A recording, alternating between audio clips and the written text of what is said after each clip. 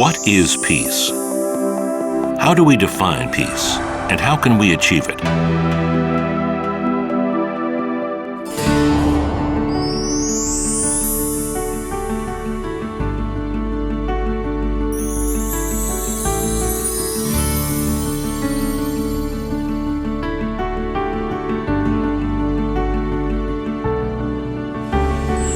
The essence of peace lies in knowing that we are all one global family that must come together in harmony. 하늘의 뜻과 인류의 평화를 위해서 크게 공헌한 사람 또 단체로서 역사적인 자리에 서게 될 것입니다. The Sunhak Peace Prize promotes sustainable human development, conflict resolution, and ecological conservation as its core mission for peace.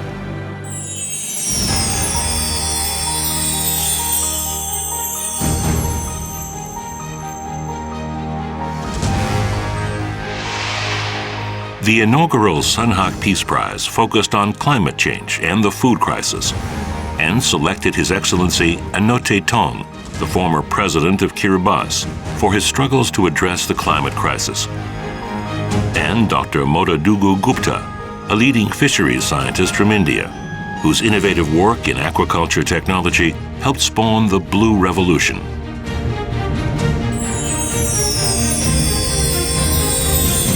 The 2017 Sunhak Peace Prize focused on the global refugee crisis. The prize was awarded to Dr. Gina Estrada, a hero who fought for the rights of refugees and war victims to receive medical care. And to Dr. Sakina Yakubi, the mother of refugee education, who proposed a fundamental solution for refugee resettlement. The 2019 Sunhak Peace Prize focused on human rights and human development in Africa. The laureates were Ms. Waris Diri, who contributed greatly to the advancement of women's rights through her activities against female genital mutilation, and Dr. Akinwumi Adesina, who led Africa's development through agricultural innovation and promoted good governance in Africa. In commemoration of the centenary of the birth of the founder, Reverend Dr. Myung Moon, the fourth award ceremony was held in 2020 and focused on the founder's vision of peace, interdependence, mutual prosperity, and universal values. 3월부터 6월까지 전 세계 46개국에서 86건이 접수가 되어서 이후 위원회에서 엄정한 심사와 현장 조사 과정을 거치게 되었습니다. 설립자 특별상은 대한민국의 한기문 전 유엔 사무총장에게 수여하기로 했습니다.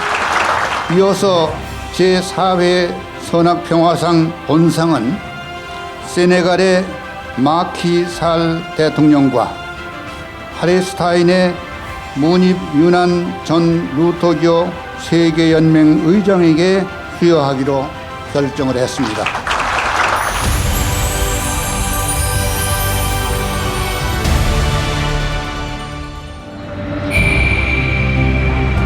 During his 10 years in office, Secretary General Ban Ki-moon led efforts toward world peace amidst new global challenges and threats.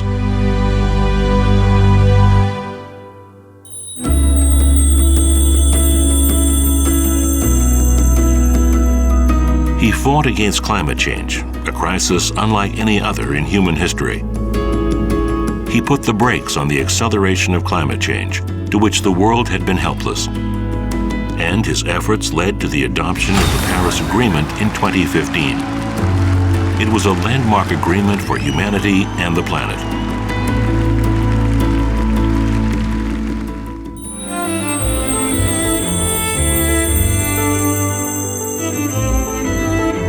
With an ambitious vision to create a world where human rights are guaranteed, Secretary General Ban Ki-moon gathered the world leaders in 2015.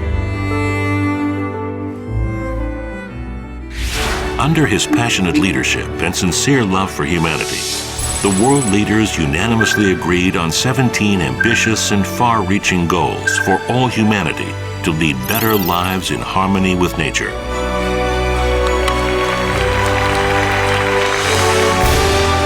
course, it has been an extraordinary honor and privilege for me to serve as United Nations Secretary General for 10 years. At the same time, I had been living under heavy sense of burden. How could I do better? And how could I do more to make a better world for all the people? So my role as a former Secretary General is to promote and raise awareness of global citizenship.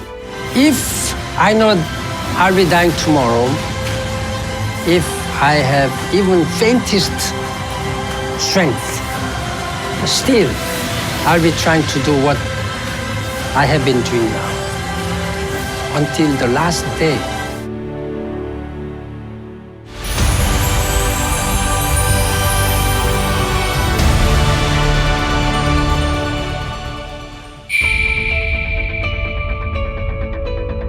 In 2012, Macky Sall was elected as the President of the Republic of Senegal at the age of 51. He promised to practice good governance through rule of law and transparency. He is taking on the challenges of corruption and prolonged recession.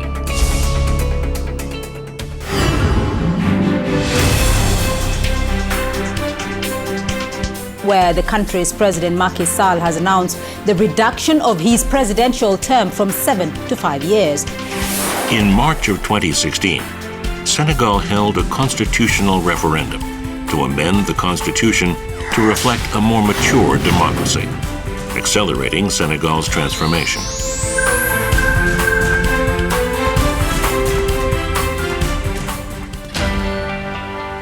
President Sall started to transform Senegal into a model democratic country in West Africa.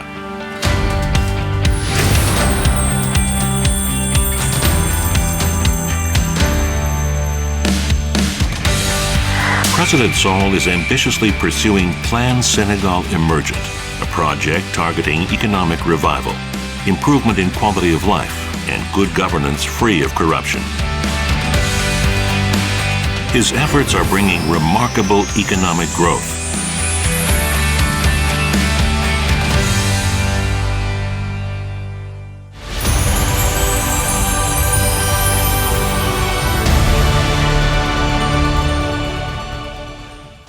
Bishop Yunnan was born as a Palestinian refugee in Jerusalem.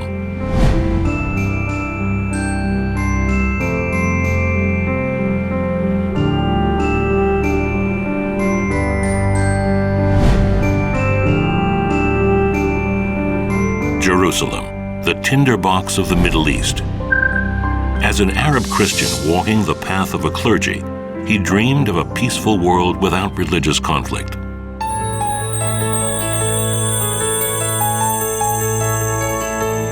We have to discuss in interfaith dialogue about Jerusalem. How can Jerusalem be the center of justice and peace? Is to speak how Jerusalem can be for 5 elements: Jewish, Christian, Muslim, Palestinian, and Israelis.